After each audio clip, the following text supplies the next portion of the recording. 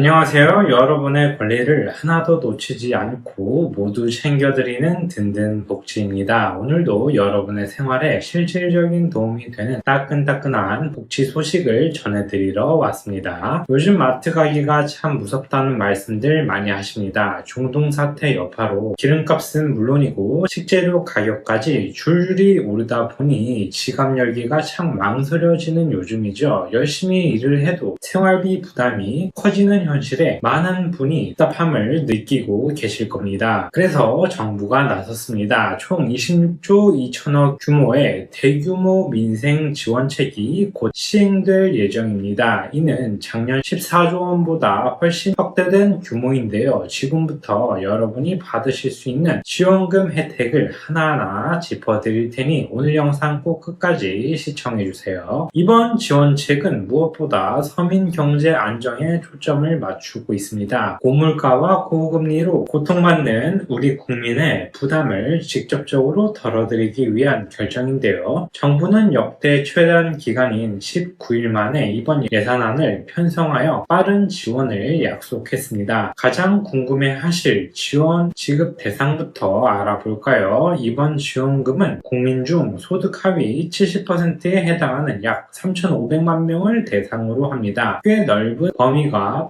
포함되는 만큼 본인이 대상자인지 꼭 확인해 보시는 과정이 필요합니다. 내가 하위 70%에 해당할까 고민되시죠? 기준은 아주 명확합니다. 바로 건강보험료를 기준으로 판단하게 되고요. 여러분이 매달 납부하시는 건강보험료 산정 금액을 통해 대상 여부가 결정되니 이 점을 기억해 두시면 좋겠습니다. 누구보다 지원이 절실한 분들은 무조건 포함됩니다. 기초생활수급자, 저상위 계층, 그리고 한부모 가정은 이번 정책의 최우선 대상자입니다. 복지 사각지대 없이 가장 먼저 가장 두텁게 혜택을 받으실 수 있도록 설계되었습니다. 이제 얼마를 받는지 구체적인 금액을 알아보겠습니다. 소득 하위 70%에 해당하는 일반 국민 중 수도권에 거주하시는 분들은 1인당 10만원의 지원을 받게 됩니다. 가족 구성원 수에 따라 합산되니 가계에 큰 보탬이 될 것입니다. 수도권 외 지역에 거주하시는 분들은 혜택이 조금 더 큽니다. 지방 거주자분들은 지역경제 활성화를 위해 1인당 15만원을 지원받습니다. 수도권보다 5만원 더 많은 금액이 책정되었으니 지방에 계신 시청자분들은 꼭 챙기셔야겠죠. 특별히 더 배려받는 지역도 있습니다. 바로 인구 감소 지역인데요. 지방 소멸 위기를 극복하고자 이곳에 사시는 분들에게는 최대 25만원이라는 파격적인 금액이 지급됩니다. 내가 사는 동네가 인구 감소 지역인지 확인해 보시는 것이 좋겠네요. 어려운 분들께는 더 큰 힘을 드립니다. 수도권에 거주하시는 기초생활수급자분들의 경우 1인당 55만원의 지원금을 받으실 수 있습니다. 일반 대상자보다 훨씬 두터운 지원을 통해 최소한의 생활 안정을 도모하겠다는 취지입니다. 지방에 거주하시는 기초생활수급자 분들은 이번 정책의 최고 혜택을 받으십니다. 무려 최대 60만원의 지원금이 책정되었습니다. 지역에 따라 생활 물가가 다를 수 있음을 고려하여 지방에 계신 분들께 조금 더 넉넉한 혜택을 드리는 것입니다. 그럼 언제쯤 내 지갑으로 들어올까요? 정부는 오늘 4월 10일까지 국회 통과 목표로 속도감 있게 추진하고 있습니다. 여야 협의가 원만히 진행되고 있는 만큼 약속된 날짜에 통과될 가능성이 매우 높은 상황입니다. 국회를 통과하고 나면 바로 행정 절차에 들어갑니다. 계획대로라면 4월 말부터 본격적인 지급이 시작됩니다.